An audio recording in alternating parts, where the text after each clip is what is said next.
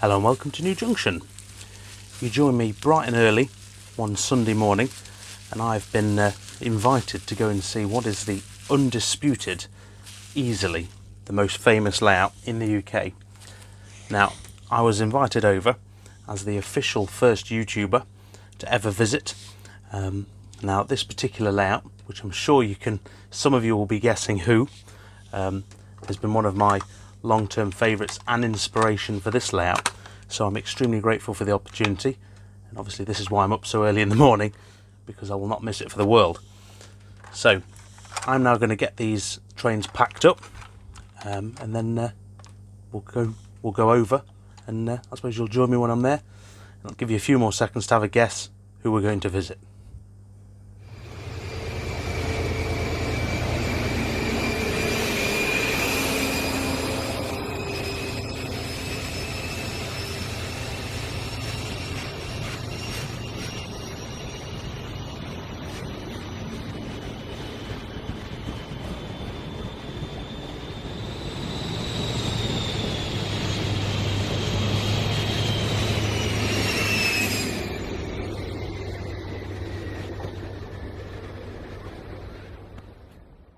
Right, so who else could it be other than Richard of Everard Junction? Obviously. So He's so excited. I really am. It's ridiculous. Banging on the door. So I suppose the most popular YouTube layout, or layout in the UK, we could argue. We could argue, yeah. I mean, I can't get used to it. It still feels really, really strange because ultimately I'm just enjoying myself building a layout and I happen to film it. I mean, I checked this morning and I think you've had nearly coming up to 12 million views of this. I suppose it'd be both layouts. And of course you've got over 50,000 regular subscribers. Yeah, it's just gone over 50,000. 12 million views though. Nuts. Crazy. So, and it's just a model in a loft. You could argue this is the most viewed layout in the country. I suppose you could, yeah. I mean, there are bigger channels. And I'm here to observe. Yeah, there you go. He was so nervous about putting his finger on anything. Write my name in It's been well built, you know. I learned my lessons from the last one. Only because the camera wasn't on when we broke it. Yeah. Right, so I suppose we all know you because we see you enough, but yeah, the layout is what we're here for. Yes, it's all about the layout today. To the untrained or those who have been living under a rock, can you describe your layout? Let's do it in 4 sections. That's probably the easiest way. All right. And we'll go through it. Okay, 4 sections. So we start at the station. Yeah. So over there we have the station. It is a 4-track main line as per the Great Western main line. So I have 2 relief lines, and the idea was to have a nice busy station. Eventually there will be lots of scenery, buildings and such, and then that station leads into the banking curve, which is just over to your right, but the station approach. So then we come round onto the section that's actually got some scenery on it here. This is the section, the lovely bit behind us, with the canal, and the idea with this was we are just coming into town. So we have a little bit of industry here, we have natural landscaping, you know, trees and grass and things, and then the canal works as a bit of a break, and we then get into the town itself, and we've got, you know, some residential buildings there, and that is the idea is that this fades into the station and we gradually get more and more urban. So that's the idea with that bit. From this point on, the plan is to be more rural, so as we go around the next large banking curve, you see the branch line drops away from us just to add a bit of interest. And on that side of the layout, which is very much bare bones at the moment, it will be considerably more rural, to give the impression of going from countryside to edge of town to into the town at the station. So to try and create that impression of a journey actually being done.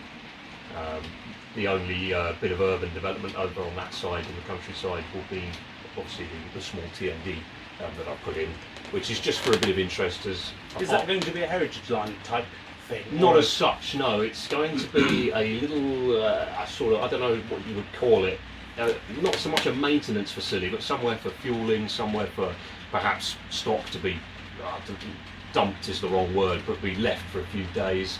I want to try and create the effect that it was perhaps a bigger operation than it is now, and that it's all being wound down, and eventually PR is going to shut the place. The branch line will be third rail eventually, so that will be somewhere to keep my third rail stock. It's going to be fun. It will be fun. I've yet to do it, but we are getting closer. I've got to buy rail, and I think Pico did the detailing, but I need to look up how to install it prototypically because I know nothing about it.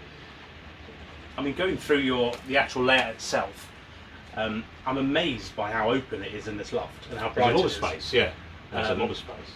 I mean, what does it measure? That's a good question. So and the layout. each board on the layout is 4x2, and Yeah. then I've joined them all together to create a layout that would basically fill this space as much as possible. The room, you're probably looking at 25 feet on all four sides, I would estimate. It's difficult to measure it because of the way the roof pitches away and how everything sort of gets pushed into the corners. The plan was to use as much of the room as possible, so I brought the layout down considerably so that I can push it into all the edges of the room to get. We're currently kneeling on the floor, I should add. We are on the floor. It is only 3 feet off of the floor, up to about this level here. The running line is a little bit higher, and it is low for the reason of having as much track and scenery to play with as possible. If I brought it up to your traditional baseboard height, then you're looking at bringing everything in, and it's going to be really quite confined. The original layout was taller. I remember when you told me that the new one is lower, and I thought that's going to look silly, but it actually makes so much sense now we're in When here. you're up here, it works. As you said, the advantage is the room is quite tall, so you can stand up and stretch None your of the legs. cross beams either. No, it's an old house, so we don't have any of that modern cross beams. They're great for when you're actually starting out in a layout. They provide the perfect foundation to build a level baseboard, having all those slatted beams going across. But obviously the downside is it obstructs your view. So that is an advantage up here. I've only got the 3 beams. Everything is easy to get to. You can get some lovely running shots because you're so open. Yeah. The panning, as you found out today, when you pan a train, you can follow it for so long that you actually run out of stability in your legs or ability to keep following it with the tripod, because you can keep following the train for so far. It's just a happy side effect of what's happened. There was consideration to filming when I built this one. Yeah. Definitely a YouTuber's layout. Yeah, with regards to being able to look along the length of it, get various shots, there was quite a lot of thought put into that. How would it look on camera, but also what do I want from the layout, and what would I like to build? I then had to try and think of ways that how would that look good on camera. I had a lot of filming difficulties with the original layout because I was so confined in the space. I think it's one of the things I would change now, especially after seeing yours in the flesh, is you've got the main line obviously raised, Yes. so nothing gets in the way, and it's absolutely It's impressive. You get It's that impressive. unbroken view of the locomotive. It doesn't get cut away by a warehouse or a building of some description. And while that is prototypical, I mean, there's plenty of examples of that in the real world. I just wanted to experiment with the open frame technique and have the scenery made out of extruded foam and have the track on a raised sort of separate baseboard, if you like. It gives you a lot of freedom then, because my base layer is so much lower than the track. This can be a canal, it can be a river, it can be a valley, it can be an embankment. If I go beyond the track, then I've got hills. It is quite a bit lower. It is, yeah. It's about 6 inches lower. Because if you look From there, sort of yay to obviously there. that's obviously how high I've built the scenery up to there. So you're looking at a good 6 inches, because I wanted to give myself the opportunity to bring the terrain a hell of a lot lower than the track should the need arise. And if it doesn't need to be high, then you do what I've done here and bolster it up. It offers a really nice perspective because you're forced to sort of look down onto the scenery, the Yeah. detail, but then across at the trains. Absolutely, yeah. Another change I made was the baseboards are quite deep. They're about 3 feet deep. So there's a lot to look along the length of, but as you say, if you're stood up, you get a different perspective. It's almost like you've got a satellite view. Yeah. And then low down, you can really get in and see various details and stuff. It's very useful for filming as well, because I can really, if I'm working in that garden, I can get the camera looking down into the garden, and I haven't got any issues there with trying to get it in shot. So on the previous layout, the camera spent a lot of its time leaning against pieces of scenery because it was the only way. We've all been there. It was the only way to get it to work. Lots of pico track rubbers propping it up to get the right angle. I use glue bottles on mine. The glue works. They don't move. Yeah, the Oxford die-cast cars, as well as holding up fences, they're also good for filming. Or ballast tubs. Ballast tubs, yeah, they work very well. Yeah, anything really. Like me, you always just go, oh, I need that, and you just grab whatever it is and stick it on. So I suppose the fourth edge we've not mentioned yet is your giant fiddle yard, which is, as I can see, full of your giant collection most of the trains. collection is in there. It's all the trains from the videos. It's so exciting. Yeah, it's weird that to you they're kind of famous. But to me, they're just my model trains. It's an interesting. If you leave me alone with them, they'll be on eBay later. But I came up earlier and he had a 47 in his hands. that's me in the pocket. But I suppose mass collection. How many lanes is your fiddle yard from there? I can't quite see. Right. Okay. Well, This is a good one. So the main lines, the fast lines, they have 3 lanes each. So they've got 6 lanes there. They're the two at the back. They're the 2 at the back. Yeah. Then the lanes at the front, they're the relief lines. They're the lines that are going to be seeing the local passenger services and all of the freight, apart from perhaps 1 or 2 fast services. So I made the decision to give those 4 tracks, just so I've got more variety on the relief lines. So you're looking at quite a few. So we got, what was it, 8 on the relief, and then so that takes you up to what 14. I think It is quite a lot. it's quite a few. So again, I made the decision to put them as close together as possible to try and get as many things on layout and in storage. I don't particularly enjoy having to box stuff up all the time to put it on the layout to then put it back in the box again, and then so I wanted a nice big fiddle yard where I could have as much of the collection as possible at my disposal, and I could just press the button and away it goes.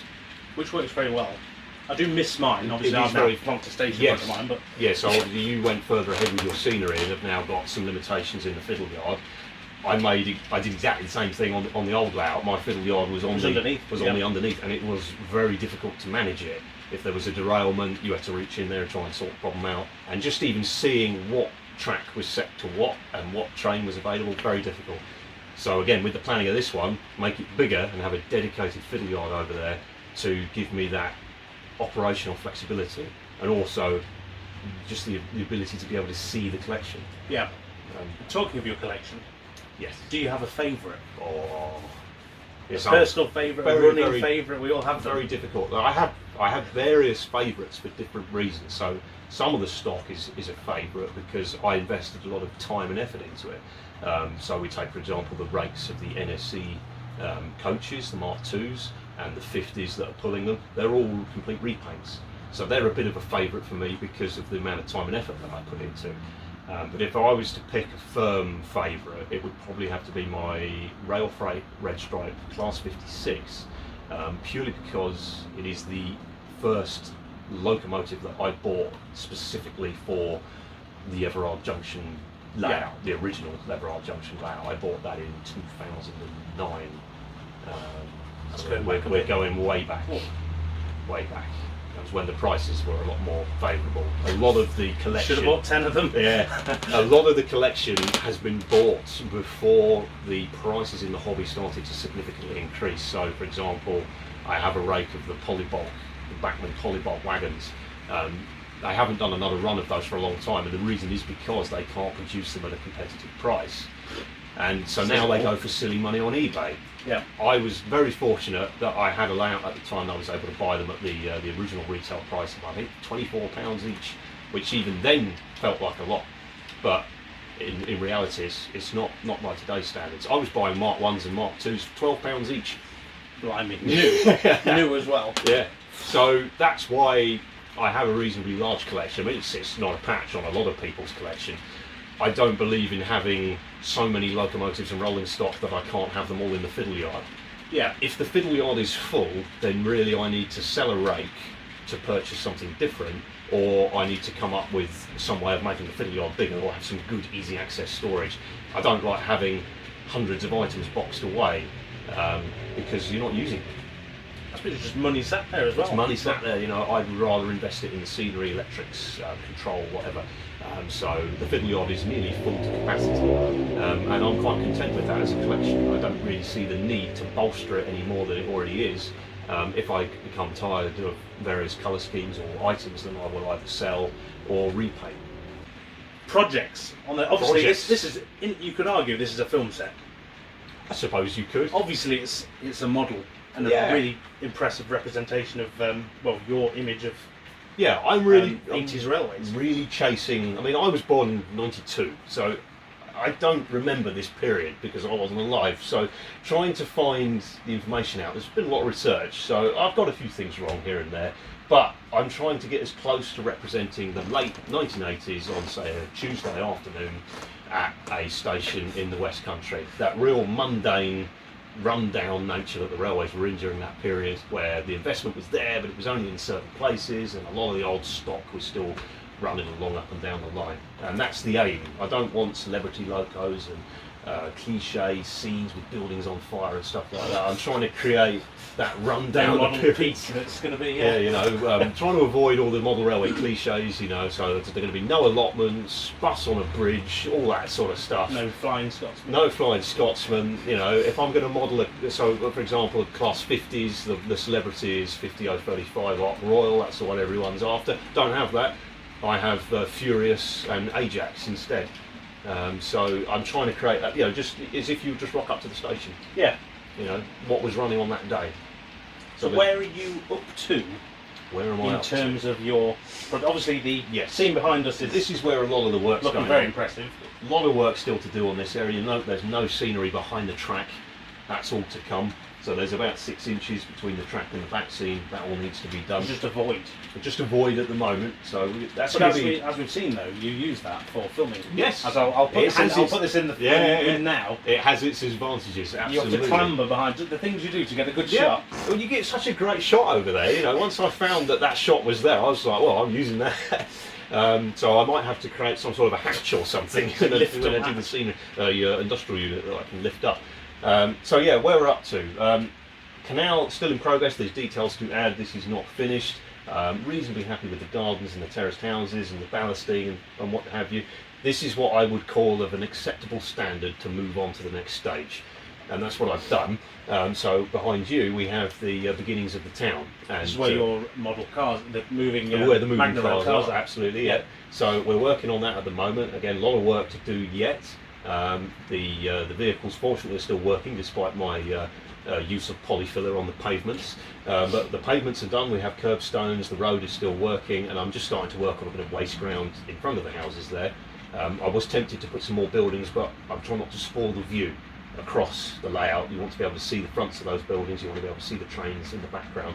So that might be something like a football field or a village green. Not so much a village green because it's a town, but an area of green just to have so you can look over and see what's going on. And I'm trying to work my way around that corner. I did notice one of these subtle details you've added is a New Junction VW, which yeah. is the earliest van I could find. Yeah, some bloke from 1995 has just Gone back in time. gone back in time in his modern Volkswagen van and set up over there. But I don't know what he's doing because he's not licensed. So British Rail are going to have to come along and We need a scene here from Back to the Future. do we do? Great Absolutely. Scott. Yeah. Yeah, we've got to get this transporter up to 88 miles an hour. Which ironically would probably do faster than a genuine DeLorean. Yeah. Should remake that. Yeah, New Junction van's made an appearance, and then just down the hill there, I'm trying to He work. made an appearance. That's got to stay there.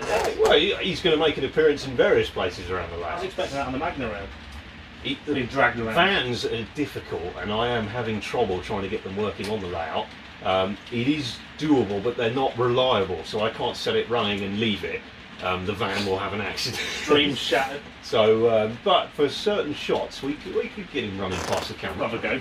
Yeah, we'll have a go. For this bit. Yeah. So yeah, current project on the layout is the scenery over to behind you, the beginnings Yeah. of the town. Going Lots to into do. the station. Going into the station. Yeah. I'm working my way around. I'm looking forward to building the station.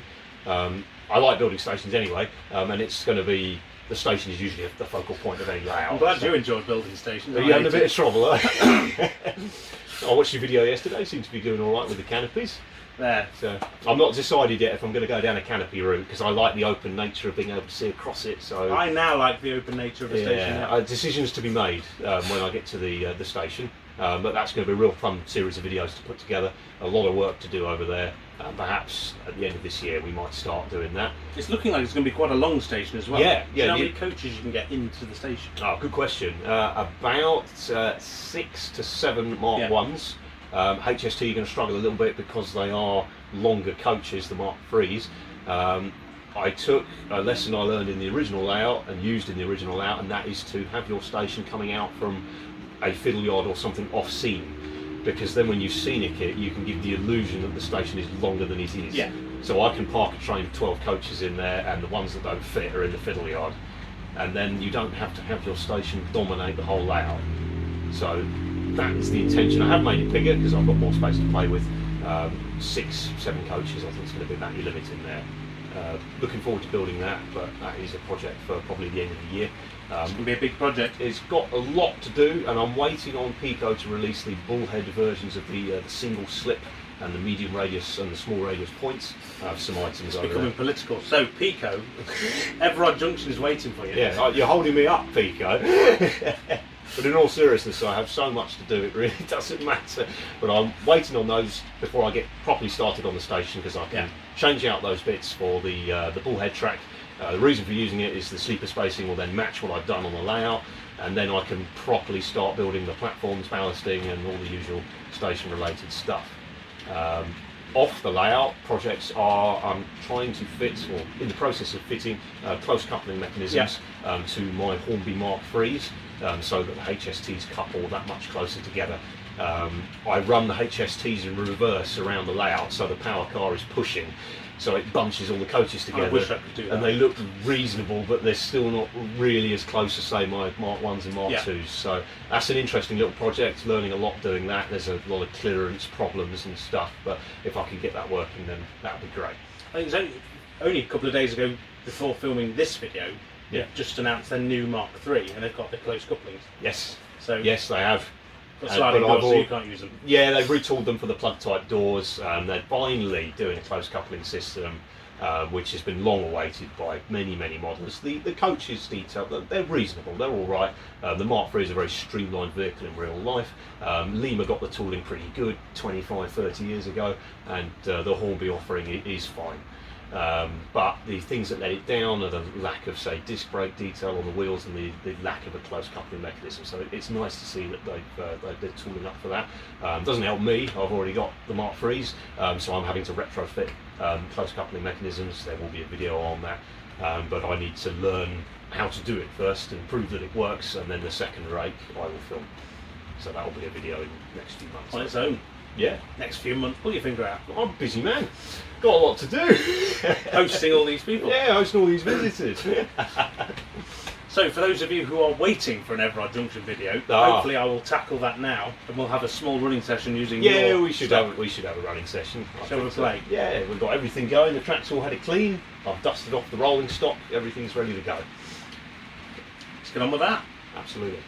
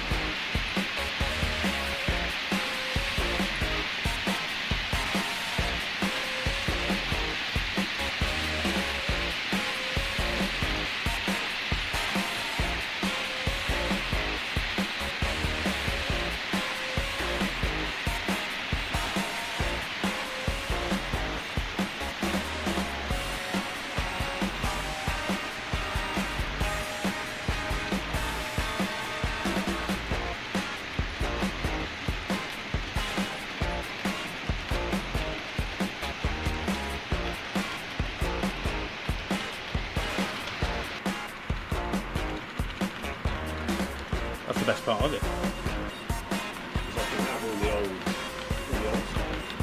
37s, 27s, 21s. But there was newer stuff. You can see.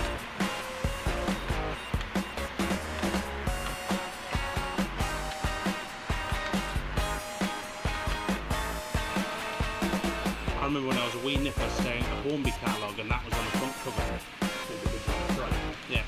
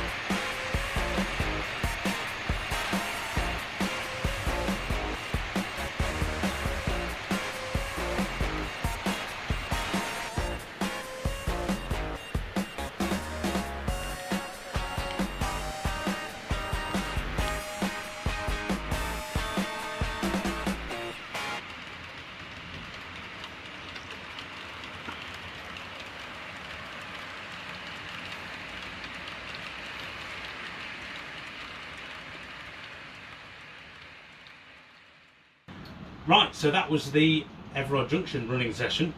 About time. Yeah, it was good fun, wasn't it? Yeah, to be fair, I'm jealous of 4 running main lines. 4 running main lines is good fun. That's the way forward. Simultaneous departures from the station, that always looks good. And I'm pleased because we only had 1 derailment. So, we had a slight shunt. oh, and we had an accident, yes. So we had a derailment. I'm going to tell them that. And I ran a 47 into the Don't back of an pretend you're all this. I remember, yes. So So one of the problems I have in the fiddle yard is management of the points. None of it's motorised at the moment, it's all to come in future. So yeah, I ran my 47 into the back of an HST. When the camera was rolling. When the camera was rolling. To delete it. No, I didn't. So this brings us nicely on to the centre of your loft. Yes. Where you've got this lovely workbench. Yes, the middle of the room. The middle of the room, quite literally. It was the only sensible place to put it, because the rest of it's all... It's a handy space. Layout. I suppose with the last one you had that coach sidings. Yes, yes. So the old layout, the coach siding is literally right where this workbench is, came across here and terminated just off the end there. But now the layout just orbits the room and uses the whole of the room. So put the workbench here, and it's really nice to have the trains running in the background and be able to do a bit of modelling on the bench. You can, because I always have a problem is you come up here and you want to run the trains all the time, you don't make any progress, but you can sometimes run the trains and make progress using the workbench. At the same time? Yeah. So yeah, it does the job for what I need. It's a bit small, but you know, you've got to work with what you've got. Bigger than most I've seen. Yeah, I mean, I tried to, you know, got storage in the back here as well, which helps, you know, a huge amount of all sorts of bits in there. But you've got to work with what you've got at the end of the day, so I do quite a lot of work on this bench here, and then I have another small area in the house where I have some room to work on other projects. For the airbrushing, of course, you've got the shed at the bottom of the garden. Yeah, airbrushing as well, we've got the outside and the shed. And I've got all these outbuildings for this layout. Outbuildings, yeah. It gives the impression I live in this like palace of room and space. Well, here in the east wing. Yes, yeah, welcome. Should have said the west wing. Yeah. Well, you were surprised about how long it took for the trains to actually make a lap. If you don't get a shot, it's quite a wait for it to come back round. Yeah, I feel my layout is quite a large layout. It is, but then you come here and you realise, no, it's not. Mine's just a track map. Well, you've made very good use of the space that you have because although the two sides are very close together, there's a lot of it's quite long. Yeah. So it does make good use of the space that you have to work with, and that ultimately is what you have to do. You're limited by whatever it is that you are building. So yeah. Anyway, I see you've got a box with you. Of course, I brought a box. So do you want to have a running session with some of the if you'll let me? stuff? If you'll let me. Yeah. I'll give you the keys to the lens. Yeah, the keys to the lens. Yeah. Not let me use my select. Well, if you brought it with you, you could try and plug it in. But no, we've got a proper controller here. A real man's controller. Yeah. See if they can tempt me. Yeah. All right, let's go. Let's have a go.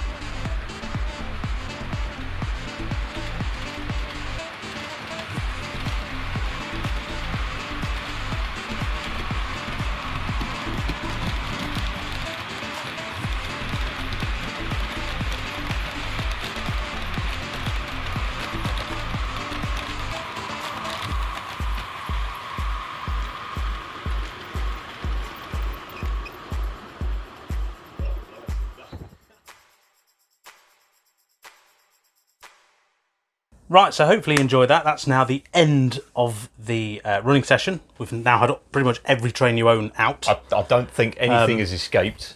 It's starting to absolutely melt up here. It is very warm. You don't realise the studio lights we have. Yes, yeah, the lighting does get a bit hot. But I mean, I've obviously thoroughly enjoyed myself, and thank you very much for that's no problem. inviting me over. No problem. I'm glad you enjoyed yourself. Well, you should open it to the public. I'm sure you'd have a queue. It's been suggested. It's nice when these smaller channels have open houses. Yeah. Right, so we're going to leave the loft now and go into a cooler room in the house, I think. Absolutely. Go and cool down. And I'll join you back at home. So thank you very much, and thank you very much to Richard for letting me around. So No problems. Ta-ra. take care. Well, here I am back in my loft, back at home. And what a fantastic afternoon it's been. Everard Junction in the flesh is as amazing as you'd want it to be, and the I suppose the level of detail and skill involved in that really doesn't come across on camera as it does in the flesh. So hopefully some of my running clips will portray that, and hopefully we'll do it a bit of justice. So I'm now full of motivation, even though it is absolutely boiling hot in this loft. It was boiling hot in his loft, so he's got far more lights than I do. So I just want to say a big thank you to Richard for inviting me over. It was a privilege to be asked, and a big thank you to his mum and dad for putting up with me for the day. It was absolutely great fun, and it does feel like a completion of my YouTube modelling circle, because, as I've said before, this layout wouldn't have been here if it wasn't for channels like Everard Junction. So I'm now going to go and get a cold drink because I'm absolutely melting. Summer season is definitely here. Hopefully you've enjoyed that. Hopefully it's provided a different insight, and who knows, maybe it'll open the door to someone else. So thank you very much for watching. Take care, and I'll see you in the next one. Bye.